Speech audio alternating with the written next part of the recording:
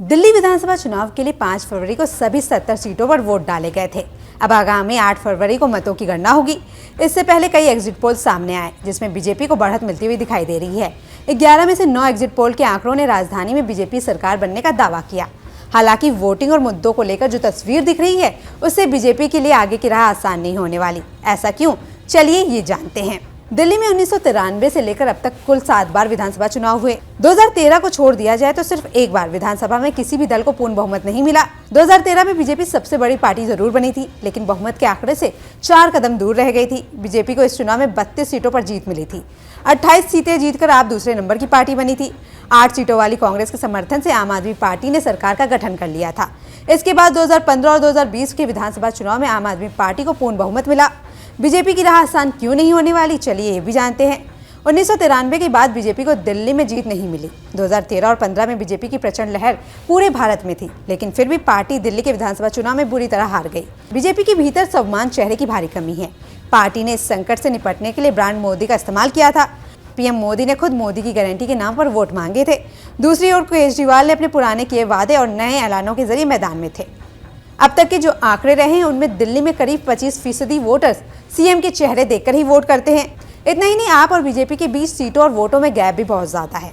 BJP को 2020 में 8 सीटों पर जीत मिली थी, जबकि आपको करीब 62 सीटों पर, वहीं आपको करीब 53% वोट मिले थे। वहीं बीजेपी को 38% वोट मिले थे। दिल्ली में एग्जिट पोल के आंकड़े अमूमन गलत ही साबित होते रहे हैं। 2013 के एग्जिट पोल के आंकड़ों में बीजेपी को प्रचंड बहुमत के साथ सरकार बनने का दावा किया गया था। ओआरजी ने इस चुनाव में बीजेपी को करीब 41 सीटें और निस्लर ने 37 सीटें दी थी।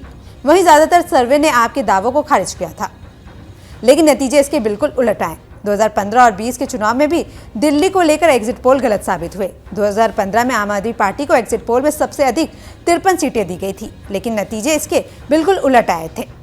आपने इस चुनाव में करीब 67 सीटों पर जीत दर्ज की। 2020 में भी आम आदमी पार्टी की सीटें कम होने का अनुमान जताया गया था। एग्जिट पोल ने व्यक्त किया था, लेकिन आपकी सिर्फ 5 सीटें ही कम हुई। आपके बड़े नेता इन्हीं एग्जिट पोल के आंकड़ों का हवाला इस बार भी दे रहे हैं। सांसद संजय सिंह का कहना है कि एग्जिट पोल सही नहीं है। दिल्ली में वोट कम होने का नुकसान आम आदमी पार्टी को जरूर हुआ है, लेकिन 2008 के बाद अब तक की सभी सरकार बदली है। अब 5% से ज्यादा मतदान हुए हैं। चुनाव आयोग की माने तो दिल्ली में 60% के करीब मतदान हुआ है, जो पिछली बार 62% से भी काफी कम है। यानी सरकार बदलने के लिए जो लोगों में गुस्सा होना है वो नहीं दिख रहा है। इतना ही नहीं, जिन इलाकों में वोटिंग हुई है उनमें अधिकतर मुस्लिम इलाका ही है। दिल्ली में मुस्तफाबाद और सीलमपुर सीट पर सबसे ज्यादा मतदान हुआ। दिल्ली विधानसभा में 70 सीटें हैं, जिनमें से 12 दलितों के लिए रिजर्व है। 8 सीटों पर मुसलमानों का दबदबा है। पहले से इन सीटों पर बीजेपी की स्थिति काफी खस्ता हालत वाली है।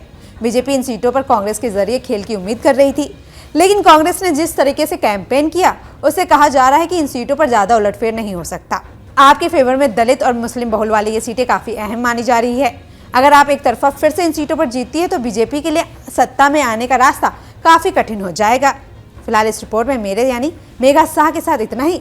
अगर आपको ये वीडियो पसंद आया हो तो वीडियो को लाइक करना ना भूलें। न्यूज नेशन अब व्हाट्सएप पर खबरों के ताजा अपडेट के लिए न्यूज नेशन के इस QR कोड को स्कैन करें।